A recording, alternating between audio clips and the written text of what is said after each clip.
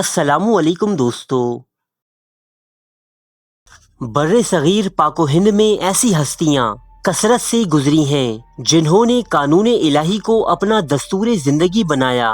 یہ کہانی بھی ایک ایسی ہی بزرگ ہستی سے تعلق رکھتی ہے جنہیں ایک انتہائی خوبصورت اور دولت مند عورت نے تنہائی کے عالم میں دعوت گناہ دی، اور اس دعوت کو قبول نہ کرنے کی پاداش میں آپ کو بدنام کرنے کی دھمکی بھی۔ لیکن پھر اللہ پاک نے اپنے اس بندے کو نہ صرف اس دلدل سے نکالا بلکہ آپ کی پرہیزگاری کے صلے میں ایک ایسے انعام سے نوازا جو مرتے دم تک ان کے ساتھ رہا۔ یہ واقعہ تقسیم ہند سے پہلے کا ہے۔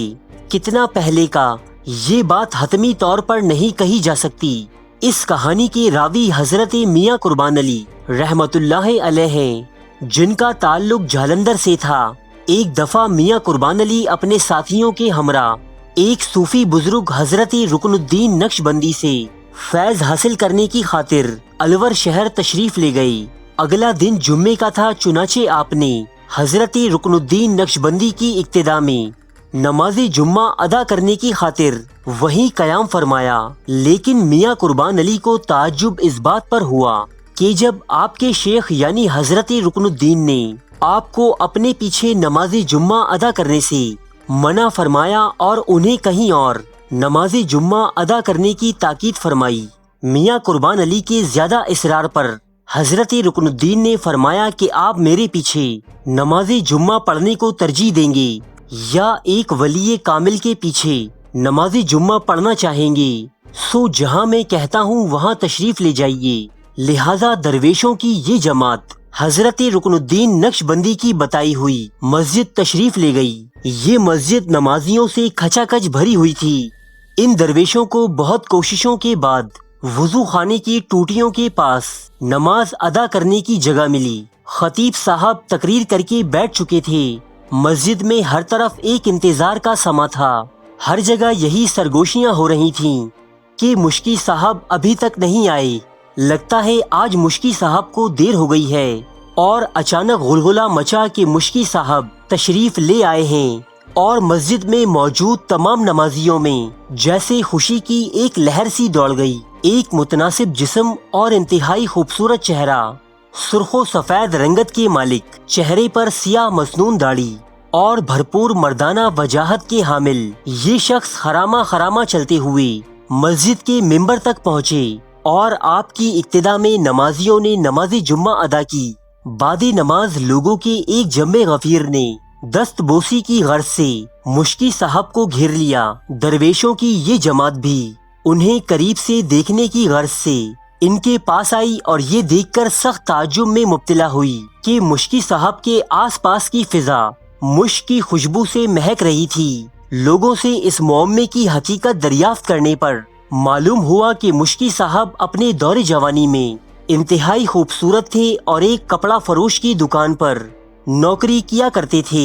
ایک دن دوپہر کے وقت ایک انتہائی حسین و جمیل خوبصورت اور نوجوان عورت اپنی بھگی میں سوار اس کپڑے کی دکان پر آئی، لیکن جب اس نے بھرپور جوانی اور مردانہ وجاہت کے پیکر مشکی صاحب کو دیکھا تو خریداری کو بھول بھال کر بس آپ کو دیکھتی رہ گئی۔ کافی دیر مشکی صاحب کو گمسم تکتے رہنے کے بعد دکاندار کے ٹوکنے پر جب اس عورت کے حواس بحال ہوئے تو اس نے کپڑے کے کئی تھان اپنے تانگے میں رکھوائے اور دکاندار سے کہا کہ اپنے اس لڑکے یعنی مشکی صاحب کو میرے ساتھ روانہ کر دیجیے، مجھے جو مال واپس کرنا ہوگا ان کے ہاتھ واپس بھجوا دوں گی۔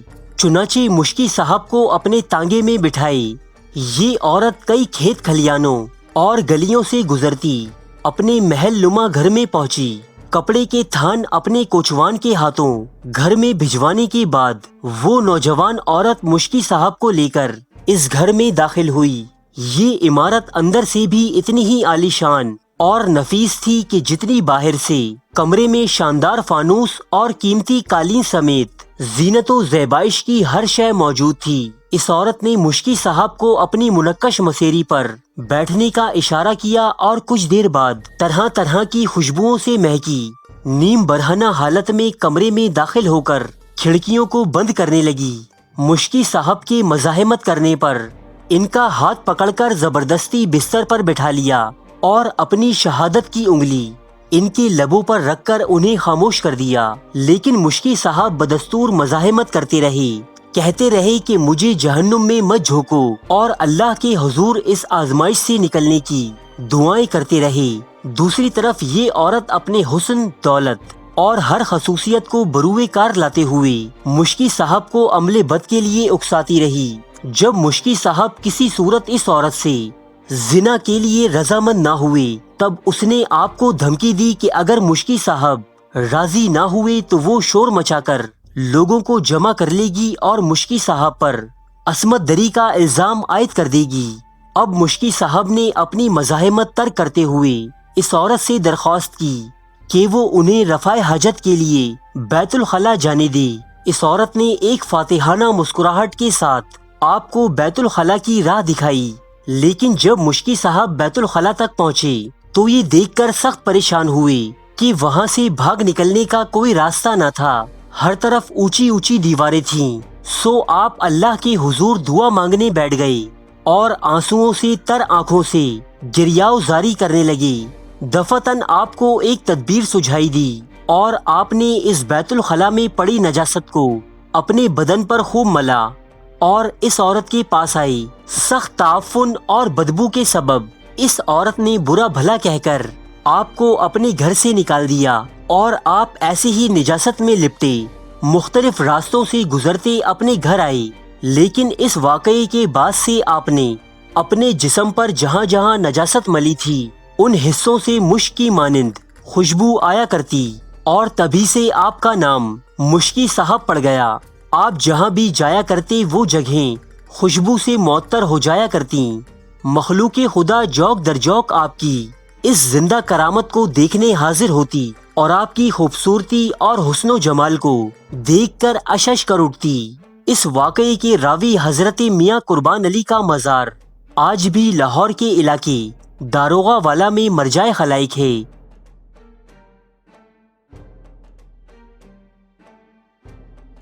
ارے فرینڈز، ایک منٹ، آپ ایسے ہی جا رہے ہیں؟ اتنی محنت سے ویڈیو بنائی ہے، ایک لائک تو بنتا ہے نا؟ اور دوسرا یہ کہ آپ ہمیں اتنی بڑی دنیا میں دوبارہ کیسے ڈھونڈیں گے؟ تو اس کا حل یہ ہے کہ آپ ہمارے چینل کو سبسکرائب کر لیجئے اور اس بیل کے آئیکن کو کلک کر دیجئے۔